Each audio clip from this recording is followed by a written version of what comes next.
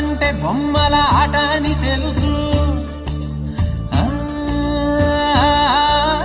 కథ అని తెలుసు, కథ అని తెలుసు, కథలన్నీ కంచికే చేరునని తెలుసు, తెలుసు తెర తొలుగుతుందని, తెలుసు తెల్లారుతుందని, తెలుసు ఈ కట్టె పుట్టుకుమంటదని, తెలుసు ఈ మట్టి మట్టిలో కలిసిపోతదని. ఇన్ని తెలిసి ఇరకాటంలో పడిపోతావు ఎందుకని? మాయా